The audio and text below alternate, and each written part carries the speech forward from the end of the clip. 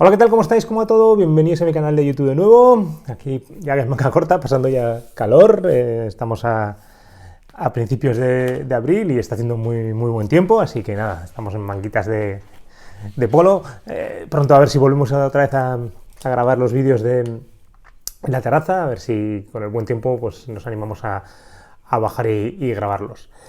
Bueno, el otro día os compartí el vídeo de aprendizajes analizando a los entrenadores de Primera División de Yago Arrasate, que había sido noticia pues porque no renovaba con el Osasuna, y os adelantaba que antes del sábado, antes de la final de la Copa del Rey que van a disputar Athletic y Osasuna, os traería el vídeo de analizando a Javier Aguirre. Para que no se enfaden los amigos del Athletic, tenéis el de Valverde, que ya lo hice en su momento, en la que hablé muy bien del entrenador.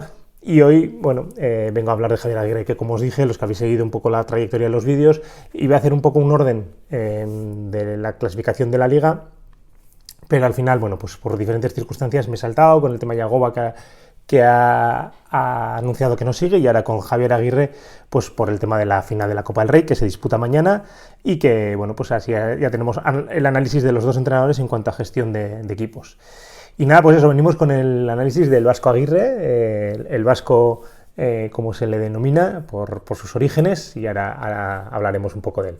Así que nada, vamos a hablar un poco del Vasco Aguirre, que ya os adelanto que es uno de los entrenadores preferidos por mí en cuanto a gestión de equipos. Vamos a analizarlo.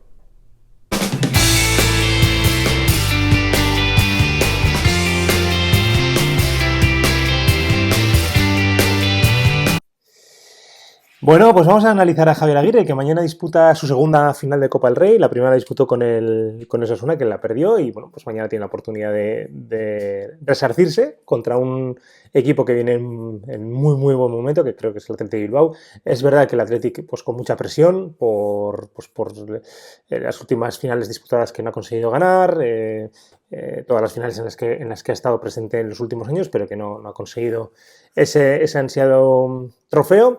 Y bueno, yo creo que hay un poco más de presión en el Athletic, además la masa social del Athletic, pues bueno, tiene mucho peso en ese sentido, y bueno, pues yo creo que hay más presión por parte del Athletic que por parte del Mallorca, pero claro, es favorito, yo creo que bastante claro el Athletic por el momento de forma y cómo ha ido la temporada, ¿no? El Athletic está en los puestos de cabeza, el Mallorca está a media tabla, mirando todavía un poco la salvación. Entonces, bueno, yo creo que en este momento el Athletic es favorito, pero una final ya sabemos cómo es y con la presión que hay. Y como decíamos, ya analizamos a Valverde en su momento. Vamos a analizar ahora al Vasco Aguirre, a Javier Aguirre, nacido en Ciudad de México, aunque se le denomine el Vasco. Nació en Ciudad de México en diciembre del 58, por lo tanto 65 años para cumplir 66. Le llaman el vasco pues porque tiene los orígenes en el País Vasco. Sus padres son de Vizcaya, curiosamente, muy del Athletic, que él ha contado muchas veces que, bueno, pues en su casa de México todo era Athletic, que incluso sus padres hablaban en euskera, que había curriñas, y bueno, pues muy vinculado al Athletic, curiosamente, que se juega ahora la final contra ellos. Exjugador de fútbol, otro más de los entrenadores. Como hemos visto hasta ahora, todos han tenido una trayectoria profesional, futbolística. Probablemente, como hablamos la otra vez, Yagoba sea el que de momento menos trayectoria profesional ha tenido, pero bueno, Javier Aguirre también fue jugador profesional, jugó en el América, en el Atlante de México, y en Osasuna, donde tuvo una grave lesión, y bueno, luego volvió a México, a Guadalajara, donde se retiró. Fue también jugador de la selección mexicana, disputó el Mundial del 86 en México. Así que nada, una trayectoria también bastante importante como jugador profesional de fútbol. Y luego ya, bueno, pasó a ser entrenador, y bueno, tiene una trayectoria larguísima en cuanto a entrenador. Empieza en México, en el Atlante de México, luego Pachuca, está ahí desde el 98 hasta el 2001. Llega a Osasuna, volviendo un poco de esa época de jugador, pasa a la de entrenador, donde está desde la temporada 2002 hasta la 2006, con una final de la Copa del Rey que ya hemos comentado, clasifica para la UEFA, clasifica para la previa a la Champions, que el Hamburgo le elimina y no consiguen acceder a la Champions. Hace muy buenas temporadas, está 4 temporadas y hace muy buenas temporadas, lo que le da el paso a ir al Atlético de Madrid, donde está 3 temporadas, donde le vuelve a llevar a Europa después de muchos años. Estaba recordando ahora, estoy verbalizando un poco todo esto, estaba recordando que el otro día le hacían una pregunta de si se sentía un poco fracasado en cuanto a experiencias de títulos y así, ¿no? Y decía, me pareció que respondió muy bien, que, bueno, que ha podido tener fracasos, pero que fracasado no se siente en ningún caso con todo el historial que estamos teniendo, ¿no? Bueno, el Atlético de Madrid termina en el 2009 destituido, se va a Zaragoza, está una temporada allí, luego al Español 2 temporadas, donde consigue que el Español esté a mitad de tabla, salvándole bien de no descender. De ahí va a Emiratos Árabes Unidos, tiene una experiencia en el extranjero, tiene varias que ahora comentaremos. Vuelve a España, al Leganés, en la temporada 2019-2020, con el que le pilla en un momento muy malo y no consigue, aunque tiene buenos resultados, no consigue salvarle. Vuelve a México, a Monterrey, y luego ya tiene vuelve al Mallorca, al que le salva del descenso, y bueno, esta es su segunda temporada en el Mallorca, donde, bueno, en principio tiene buenas perspectivas de salvación y además metiéndoles en la final de la Copa del Rey. Además de todo esto, ha sido seleccionador nacional mexicano en dos etapas, ha sido seleccionador japonés y ha sido seleccionador de Egipto. Así que, bueno, trayectoria inmensa, espectacular. Esto un poco como currículum, como gestor de liderazgos. Me voy a quedar con la última etapa del Mallorca porque yo tenía un recuerdo de Javier Aguirre un poco más cascarrabias, un poco más protestón, que yo creo que eso sigue manteniéndolo en el campo y además él lo dice, ¿no? Que si cambiaría algo sería no discutir tanto con los árbitros o no protestar tanto a los árbitros. Sí que tenía ese recuerdo un poco más un poco más duro, más cascarrabias. Sin embargo, desde que está en Mallorca, pues a mí me está encantando. Me está encantando lo que está compartiendo en cuanto a gestión de equipos y además ahora pondremos una serie de ejemplos. Creo que hay una parte que él también lo ha reconocido, que es importante y que creo que además luego toda la trayectoria que ha tenido viviendo en diferentes países creo que lo corrobora. Él decía que el hecho de que él fuese de una familia vasca y en México pues tuviese ese punto de en casa unas tradiciones y fuera otras, le ayudó a poder socializar de manera diferente a lo que eran los mexicanos que él conocía, ¿no?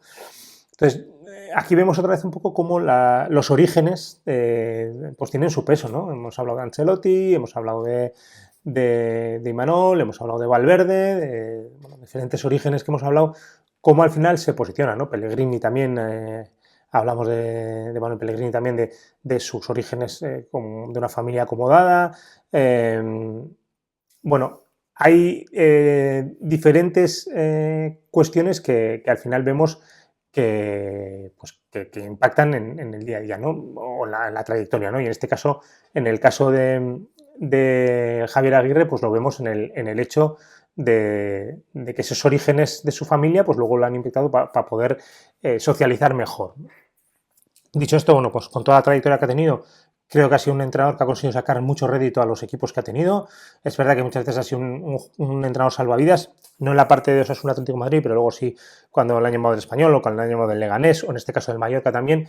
Pues voy a centrar un poco más en los casos de España que conozco un poco más que los de México, ¿no? Pero bueno, el Atlante también, su primera experiencia también es parecida. Bueno, pues en ese contexto sí que ha sido un entrenador pues que ha conseguido sacar mucho a los equipos. Y yendo un poco a esta parte final, donde yo creo que él también se está sintiendo más liberado, habla también que en las ruedas de prensa él se siente mejor, que ya tiene pues muchos años y que maneja mejor, que ha visto muchas veces cómo los periodistas pues, han ido a buscar ciertos objetivos contra él, en el sentido de, pues bueno, contaba una anécdota con la selección mexicana, de que después de quedar subcampeón en la Copa América van a jugar la CONCACAF y a la vuelta le elimina Corea, que había estado invitado en ese torneo y pierden contra ellos en semifinales y enseguida vuelve y le están preguntando a ver cuándo dimite. Bueno, pues cosas así, ¿no? De ver cómo determinados periodistas se alineaban un poco en las ruedas de prensa para poder hacer una serie de preguntas un poco complicadas o dirigidas, ¿no? Entonces, bueno, pues que en aquellos momentos, pues bueno, que le costó mantener un poco las formas, pero bueno, yo creo que en esta última parte, como decía, de Mallorca, estamos viendo al verdadero Aguirre. Y esta temporada, además yo lo he ido compartiendo en redes sociales, tanto en Instagram como principalmente en Instagram como en Twitter, o X que se llama ahora, varios ejemplos que ha puesto, ¿no? Yo recuerdo el primero que puso fue la importancia que tiene el estar cerca de los jugadores que no juegan, y esto es algo que yo he escuchado a muchos jugadores que la mayoría de entrenadores o muchos entrenadores no lo hacen. Es decir, cuando un equipo juega un fin de semana, normalmente los suplentes o los que no han jugado hacen un compensatorio el lunes, y muchos entrenadores lo que hacen es quedarse con el grupo de los titulares, hablando con ellos, charlando con ellos y dejando a los segundos entrenadores esa parte compensatoria, a los preparadores físicos. Claro, los suplentes que no han jugado, además están alejados del entrenador, y el entrenador no ve qué trabajo están haciendo los jugadores que no han jugado, que además están peor que los titulares, ¿no? Entonces, ahí Javier Aguirre decía que la importancia que tiene hablar con la gente, ¿no? Hablar con los que no han jugado, los que están jugando menos, y poner incluso con el tercer portero, que prácticamente es un jugador que no va a competir, es muy difícil que compita, que tiene un rol muy difícil porque no va a entrar en esas rotaciones. Incluso el segundo portero lo tiene complicado, pues el tercero todavía más. Y cómo es acercar, cómo estás, cómo te encuentras, que estás de preparado. Esa parte me gustó mucho cómo lo manejó. Lo he repetido muchas veces en muchos vídeos que he hablado. A mí todavía me sigue sorprendiendo la gestión de los equipos que hacen muchos entrenadores. Y además muchos habiendo sido exjugadores, sabiendo qué es lo que el jugador necesita, qué es lo que el jugador puede requerir en cada momento, ¿no? Porque ellos lo han vivido, ¿no? Entonces me sigue sorprendiendo cómo sigue habiendo entrenadores que hacen cosas que seguramente cuando eran jugadores no les hubieran gustado que les hubieran hecho los entrenadores, ¿no? Entonces, en esa parte, esto es una de las cosas que suelen trasladar mucho los jugadores, ¿no? Que el primer entrenador no esté cerca de los suplentes. Que a veces solemos decir, igual no es el primer entrenador que tiene que estar, pero si está el segundo entrenador, está cerca, está hablando, pues igual tiene ese rol. Pero bueno, el primer entrenador también tiene que tener cercanía con determinados jugadores, porque luego cuando requiere de los suplentes tenemos que tener un equipo que esté lo más enchufado. Está claro que de los 23 jugadores o 25 que pueden componer una plantilla, no vas a poder tener enchufados a los 23 o a los 25, pero si en vez de tener 11, 12, 15, 14, si puedes tener 16 o 17, pues mejor que mejor.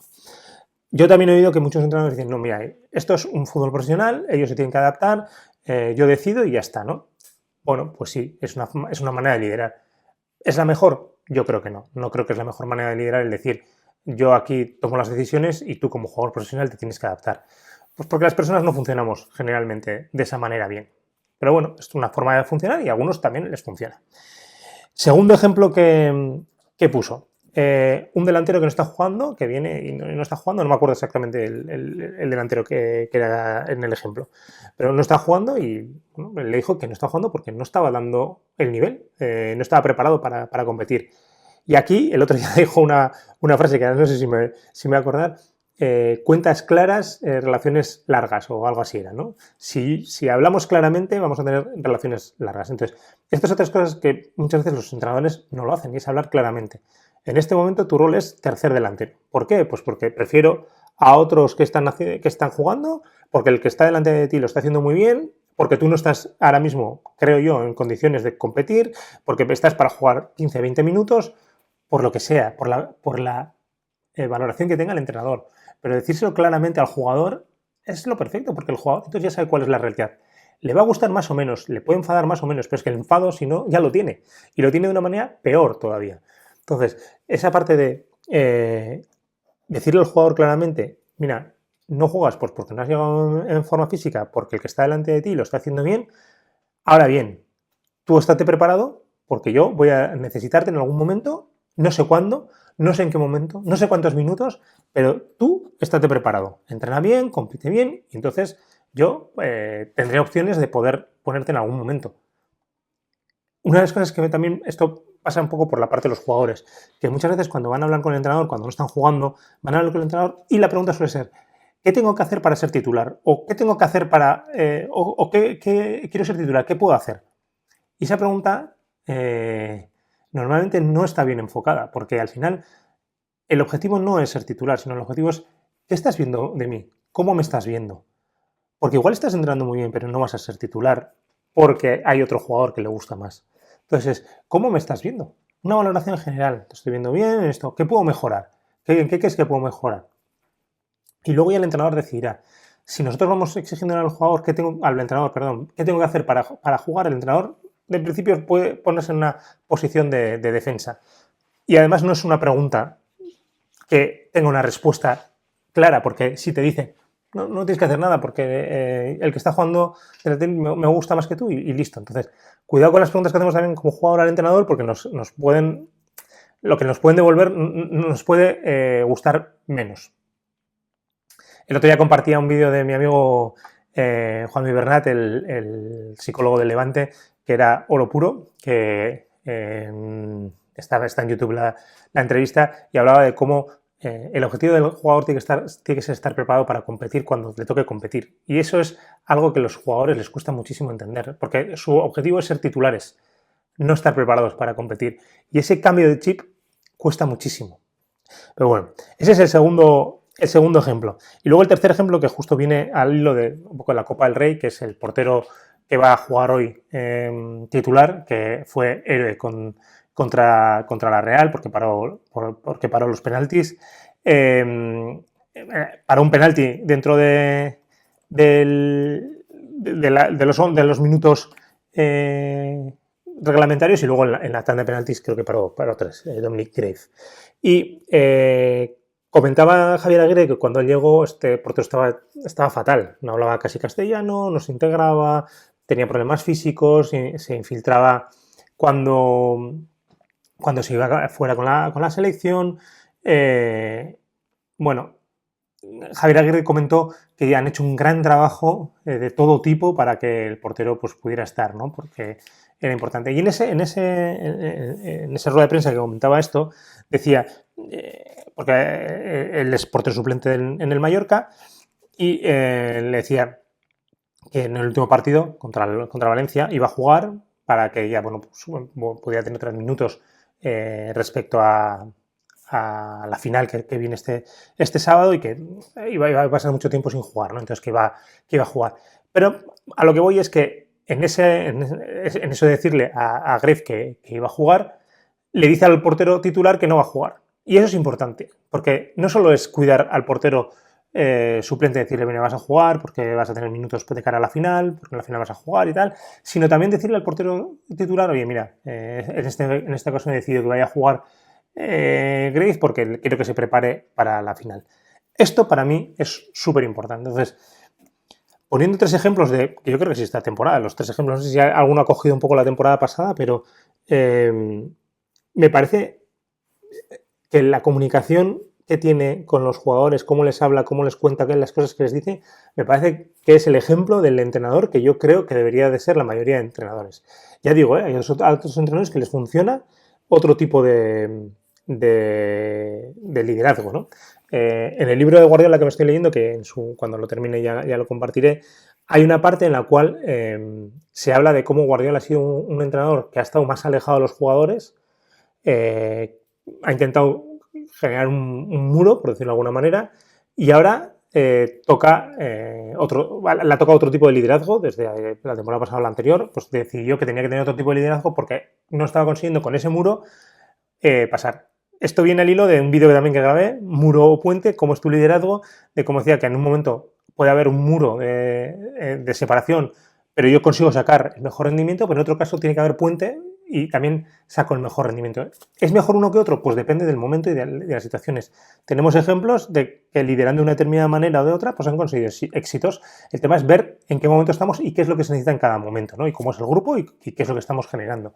Bueno, pues en este caso un poco, yo creo que Javier Aguirre es más de puentes y, bueno, pues en este caso, como lo que hablamos de Guardiola, ha tenido que variar ese liderazgo para poder acercarse más. Bueno, pues dicho esto, no me alargo mucho más. Será probablemente el vídeo más largo que me ha salido de los entrenadores. Me apetecía mucho hablar de Javier Aguirre porque, os lo digo, o sea, escucharle en las ruedas de prensa con esa frescura que tiene, con esa naturalidad que tiene, con esa forma de ser que tiene, es una gozada, pero sobre todo es una gozada el mensaje que tiene por detrás y cómo lo está haciendo. Como siempre, es una valoración un poco externa de lo que se ve. Entiendo que si no, los jugadores saldrían en algún momento y dirían, no, si no hace esto, ¿no? Pero en este caso yo no he escuchado incoherencias por parte de Javier Aguirre entre lo que dice y lo que hace, así que bueno, pues esa valoración externa que hacemos con el conocimiento que tenemos, pues espero que sirva y que nos ha ayudado. Yo creo que Javier Aguirre es un buen ejemplo para todo tipo de liderazgos.